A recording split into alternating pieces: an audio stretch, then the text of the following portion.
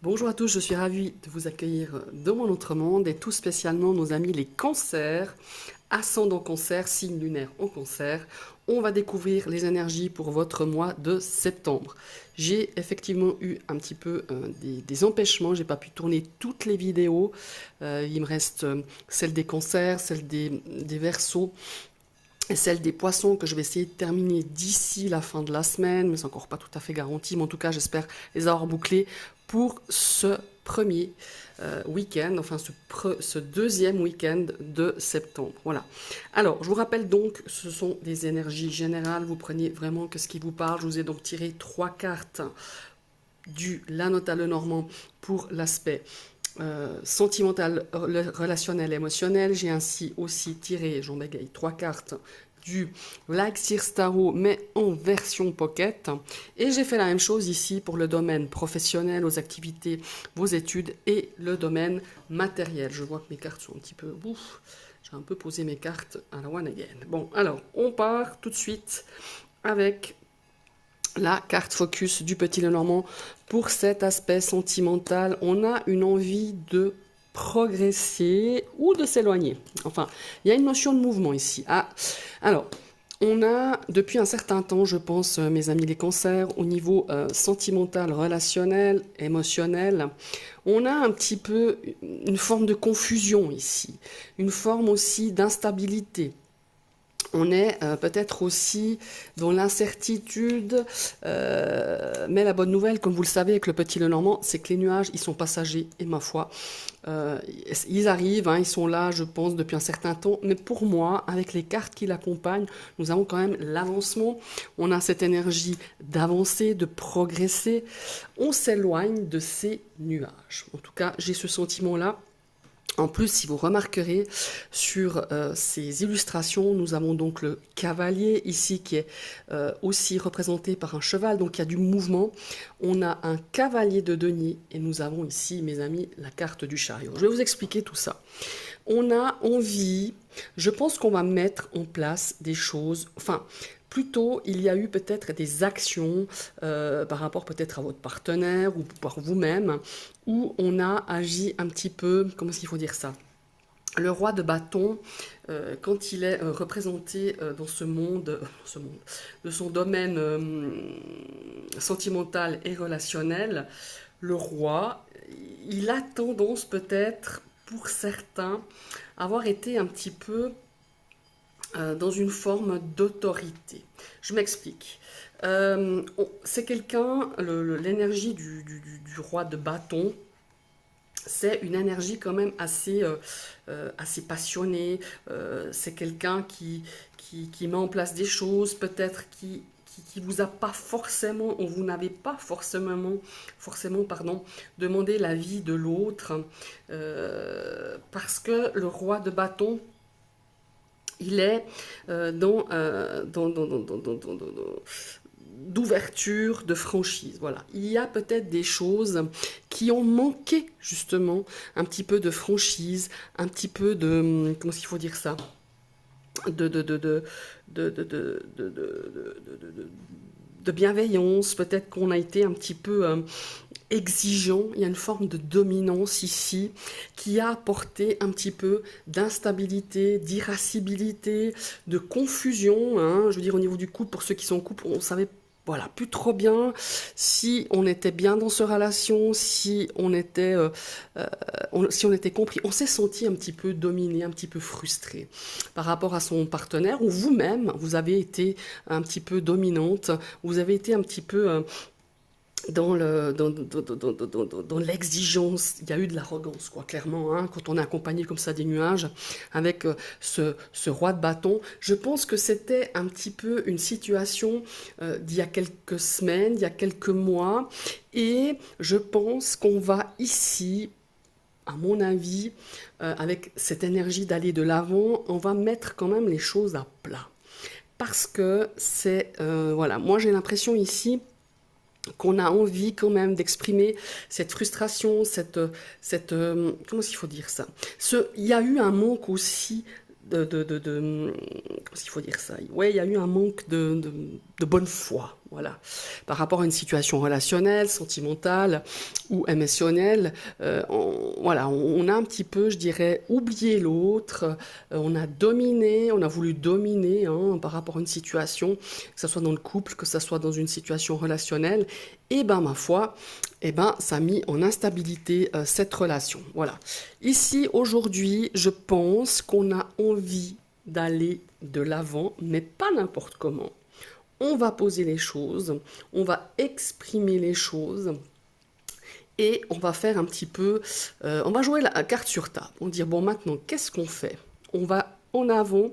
Le chariot, ça donne une progression, mais on a envie de reprendre en main, justement, cette situation pour moi qui était, comment est-ce qu'il faut dire, assez confuse, hein, que ce soit par rapport à une relation sentimentale, par rapport à une situation relationnelle, émotionnellement parlant, c'était un petit peu le bordel, hein, il faut se le dire, par rapport à une situation, on ne savait pas sur quel pied danser. Vous savez un petit peu ce cheval à qui on ne sait pas comment diriger, un coup c'est mou, un coup voilà, et il y a cette reprise en main. Il y a cette reprise en main, cette envie de se dire, bon maintenant, je reprends en main ma situation émotionnelle, je reprends en main ma situation de couple et on va vers quelque chose de beaucoup plus, qui correspond un peu beaucoup plus à vos besoins, à vos envies ou aux besoins de l'autre, hein, forcément, mais il y a cette envie de reprendre les rênes de ce domaine ici, sentimental, relationnel. Alors voilà, forcément, si on reprend les rênes, c'est qu'il y a des choses à revoir, à paramétrer, à expliquer, comment il faut dire ça, ouais, ça va pas forcément toujours plaire, hein, mais on a cette volonté de résoudre, on a cette volonté de se remettre en action, comme si on avait laissé tomber quelque part, comme si on avait laissé la main mise à son partenaire ou à la personne, voilà, dans une situation relationnelle, comme si on avait un petit peu, on s'était laissé dominer, voilà, c'est le bon mot. Il y a un effet de domination qu'il y a eu dans le passé, dans les semaines précédentes. Et là, bah, ma foi, on est arrivé à je dirais un carrefour par rapport à une situation où on se dit, bon, maintenant, voilà, on est dans cette notion de reprendre les rênes de cette situation, de reprendre un contrôle, la volonté de résoudre, de passer à l'action et de, ma foi, pour certains, de revenir à quelque chose de beaucoup plus équilibré, vous voyez, au niveau de puis de ne pas avoir peur de dire ce qu'on pense, ce qu'on a besoin, ce qu'on veut, et de communiquer vraiment de façon très claire pour moi, voilà. Il ne faut pas se retenir, il faut jouer franc jeu et travailler un petit peu main dans la main, parole avec parole, enfin je veux dire en discutant énormément pour pouvoir justement surmonter ces difficultés, ces troubles, cette confusion, cette notion de dominance. En tout cas, dites-moi si ça vous parle. Voilà, c'est vraiment cette énergie de domination ici que j'ai au sein d'une relation, qu'elle soit sentimentale ou émotionnelle ou relationnelle. Et on veut plus, voilà, on veut et on va jouer franc jeu et il est temps de le faire à mon avis. Et ici, le cavalier de denier, tous ces chevaux, toutes ces actions, elles vont être mises en place pour pouvoir justement aller de l'avant, pouvoir exprimer et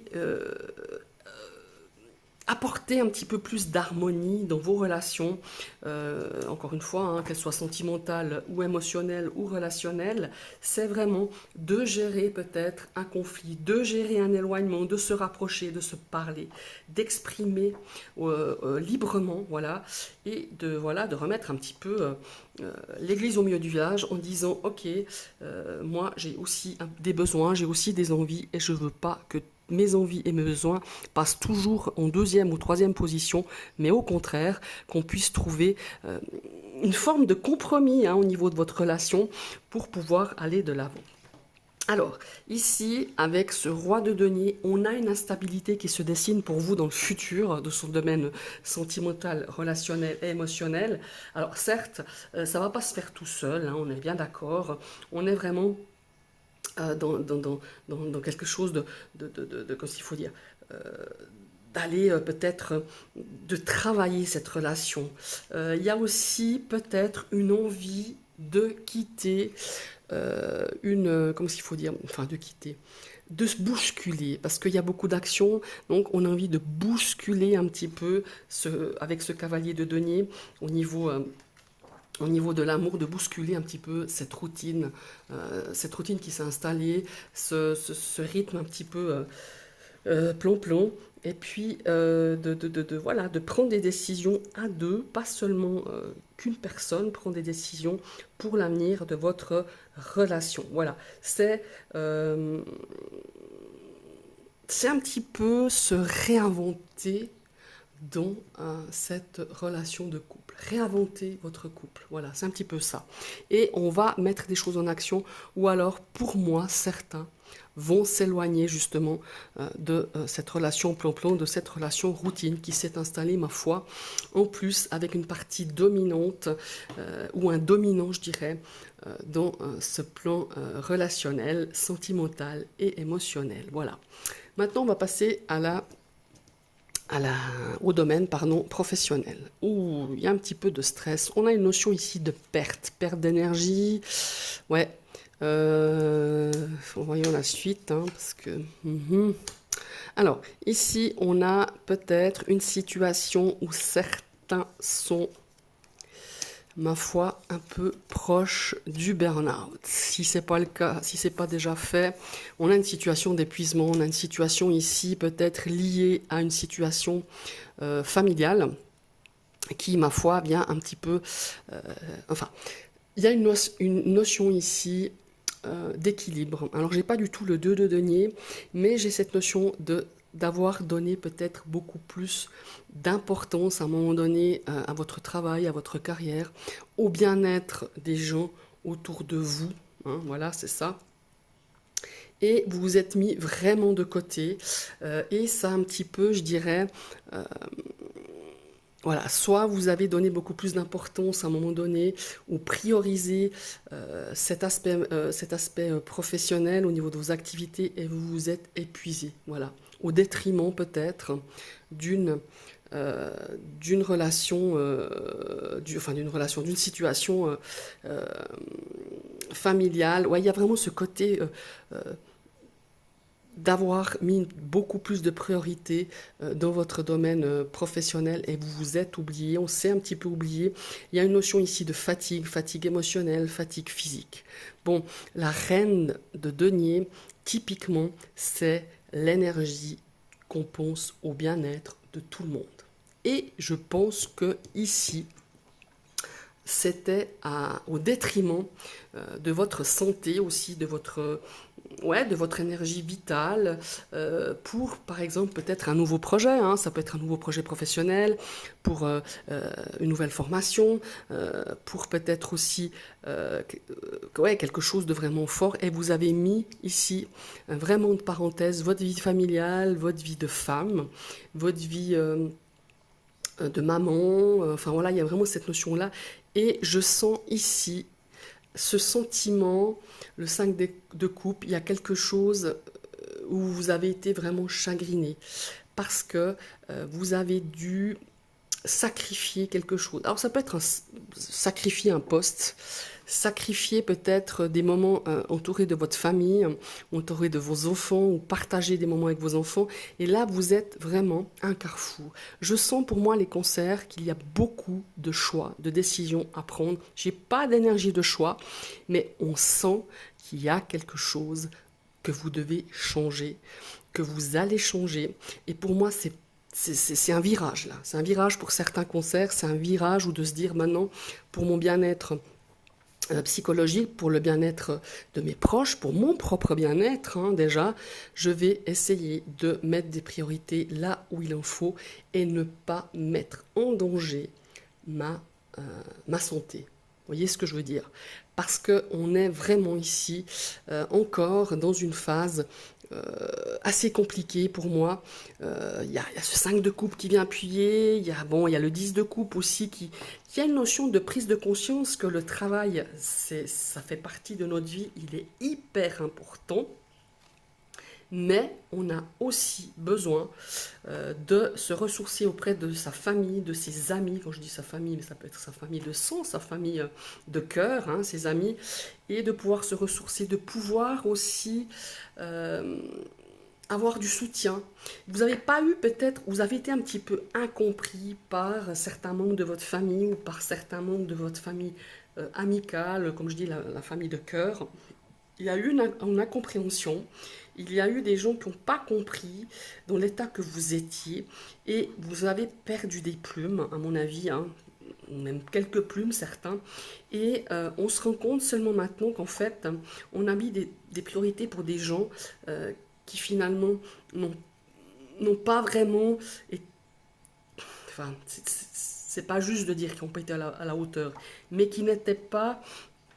Donc quelque chose de bienveillant, qui vous ont jugé au lieu de d'essayer de comprendre qu'est-ce qui se passait véritablement dans ce domaine professionnel, dans votre domaine de vos activités ou de vos études. Voilà, c'est vraiment ça. Par contre, ici, on a un soutien qui arrive, on a quelque chose de nouveau qui va vous propulser en avant. C'est quelque chose qui va démarrer, hein, pour moi, c'est une phase de préparation avant un grand démarrage, hein, sur cette troisième partie de l'année. On aborde maintenant tout bientôt l'automne. Et on est dans cette phase où vous avez compris, vous avez tiré des leçons de ce qui vous arrive, de ce qui vous est arrivé, et on va repartir sur quelque chose de beaucoup plus, de beaucoup plus serein. Et vraiment, pour moi, la leçon ici à retenir, c'est de trouver un bon équilibre entre la vie personnelle et la vie professionnelle et votre vie, comment il faut dire, votre santé, voilà, votre santé, votre énergie vitale.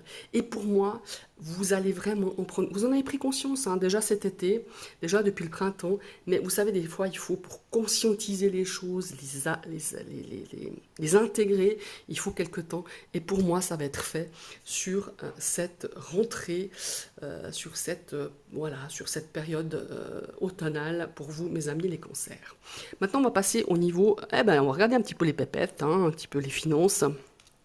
Alors, on a des choix. C'est marrant, je parlais de choix avant. On a des choix où forcément, quand on fait des choix, ah ouais, c'est très intéressant. C'est peut-être lié aussi, ce côté financier, c'est peut-être lié à l'aspect ici professionnel, hein, pour certains. On a cette notion de projet. De projet, évidemment, qui va peut-être influencer ou déstabiliser un petit peu, ou des choix, c'est-à-dire pas déstabiliser, mais on va devoir faire des choix par rapport au projet qu'on a, qui peuvent impliquer ici soit une réinsertion, soit un virage à 360 degrés au niveau professionnel ou dans vos activités. Et ces projets vont... Évidemment, si tout d'un coup vous dites, ben voilà, moi je me lance dans une nouvelle formation, ça va impacter forcément l'aspect peut-être matériel de votre budget ou de votre foyer. Et il y a des décisions à prendre, il y aura des choix à faire. Voilà, c'est ça. Tout choix n'est pas facile à faire. Évidemment, ça a des conséquences. Voilà, c'est ça que je veux dire. Il y a des conséquences, il y a peut-être des choses à revoir financièrement parlant. Il y a des choses où... voilà, des frais qui seront occasionnés, il y aura peut-être des choses où le 7 d'épée, quand même, malgré tout, faites attention de ne pas... comment il faut dire ça?